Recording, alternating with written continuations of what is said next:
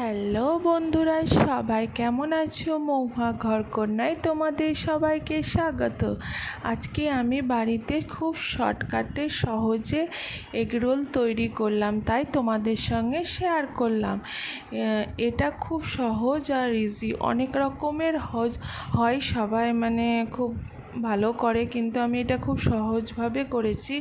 বাচ্চাদের টিফিন বা কোথাও যাচ্ছ ঘুরতে, সেটা নিয়ে যাওয়া হবে জলদি জলদি, বা সকালের নাস্তা বা বিকেলের জন্য খুব ভালো। তাই আমি কিভাবে করলাম দেখো। প্রথমে যেরকম আটা মাখা হয় সেরকম রুটি করে নিলাম, তারপর ডিমের বড়ার মতো করে নিয়েছিলাম, আর পেঁয়াজ আর শসা কুচি কুচি করে সেটাকে ছিটিয়ে, ডিমটাকে দিয়ে সবকে ছিটিয়ে, সস দিয়ে, দুরকম সস দিয়েছি, চিলি সস আর টমেটো সস, দুটো সস দিয়ে ভালোভাবে দিয়ে, আর ওই ডিমের বড়া করে রেখেছিলাম আমলেট, ডিমের আমলেটগুলো দিয়ে দিয়েছি, পেঁয়াজ কুচি কুচি করে নিয়ে রোল হয়ে গেল। আর সবাই ভালো থেকো।